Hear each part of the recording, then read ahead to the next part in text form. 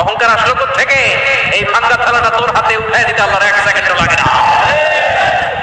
ওয়াম্মা সাইলা ফালা তানহার, খবরদার ফরিয়াদিকে তাড়িয়ে দিও না, ধমক দিও না।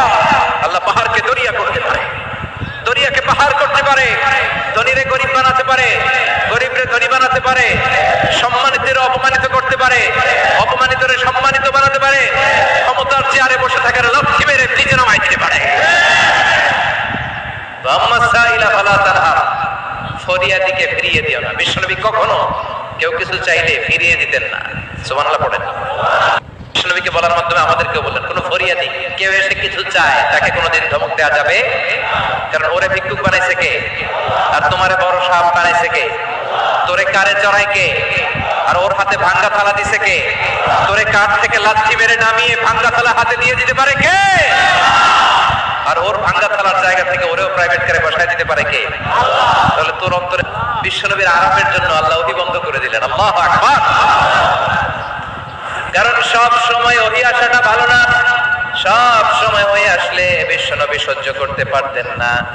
কারণ মা আয়েশা বলতেন, শীতের রাতে যখন বিশ্বনবীর উপর ওহী নাজিল হতো, ওহীর প্রেসারে বিশ্বনবীর গলার দাড়ি দিয়ে ঘাম ঝরে ঝরে পড়তো।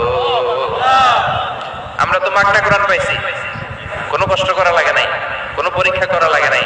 বিশ্বনবী যখন কোরআন রিসিভ করতেন, মিসলা সালসালাতিল জারাস, বুখারীর বর্ণনা, ঘন্টার ধ্বনির ন্যায় দপ্তরি যখন হাই স্কুলের ছুটি দেওয়ার জন্য ধমধম করে ঘন্টা বাজায়, এর কাছে যে কান লাগিয়ে দাঁড়িয়ে থাকা যায়, যেরকম বিকট আওয়াজ হয় এরকম আওয়াজে ওহী আসতো।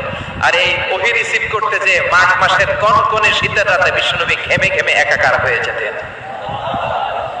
আবার বিশ্বনবী যখন ওটের উপরে বসা অবস্থায় ওহী নাজিল হতো, ওহীর ভাড়ে, ওহীর চাপে, ওহীর প্রেসারে, কোরআনের প্রেসারে ওটের বুকটা জমিনের মধ্যে লেগে যেত। আবার ঘোড়ার উপরে বসে থাকা অবস্থায় যখন কোরআনের আয়াত ওহী নাজিল হতো, ঘোড়ার পা গুলো মরুভূমির বালুর ভেতরে দেবে যেত। বিশ্বনবীর এক সাহাবা যায়েদ রাদিয়াল্লাহু তাআলা আনহু পায়ের মধ্যে মাথা রেখে বিশ্বনবী একবার ঘুমাচ্ছিলেন। 1 ঘন্টা 2 ঘন্টা ঘুমিয়ে রইলেন, যায়েদ মাথায় ব্যথা পায় না। হঠাৎ বিশ্বনবী ঘুম থেকে জাগলেন। জাগার পর ওইখানে কি হয়েছে? এত গ্যাদারিং এর ভেতরে সমস্যা তো হবেই, গরম লাগবে, ধাক্কা ধাক্কি, আমারে দেখা যাবে না, এই ভাই আপনি সরেন, এই ক্যামেরা নামাও, এগুলো বলা যাবে? এগুলো বললে আজকে আমি ওয়াজ করতে পারবো? যে যেইখানে যে অবস্থায় আছেন আল্লাহর ওয়াস্তে বসেন। আমি আর অল্প কয়েক মিনিট কথা বলবো। আমি জানি অনেকে আমাকে দেখতে পাচ্ছেন না, মাইকের অবস্থাও ভালো না, যতটুকু শোনা যায় পিন ড্রপ সাইলেন্ট লাগবে, পিন পতন নীরবতা। নীরব না হলে তো ওয়াজ করা যাবে। আর কোন আওয়াজ শুনবো আমি? তাহলে থামেন। ওহী রিসিভ করতে বিশ্বনবীর কত কষ্ট হতো খেয়াল করে শুনেন। আবার ডানে বায়ে তাকান,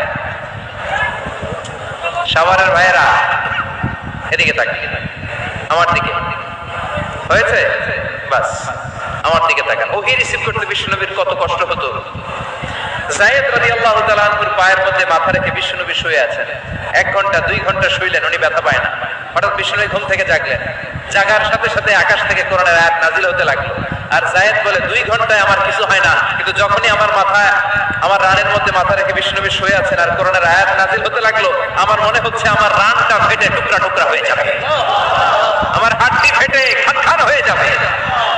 ওহীর ভার নাই। এজন্য আল্লাহ বিশ্বনবীরা ডেকে বললেন, নবী আমি রাগ হই নাই, আমি আপনারে ভুলে যাই নাই। বারবার সূর্যের আলো থাকলে, সব সময় সূর্যের কিরণ থাকলে যেমনি আরাম লাগে না, বারবার ওহী রিসিভ করতে যেই কষ্টটা আপনার হয়, আমি আরশের উপর থেকে দেখে আমার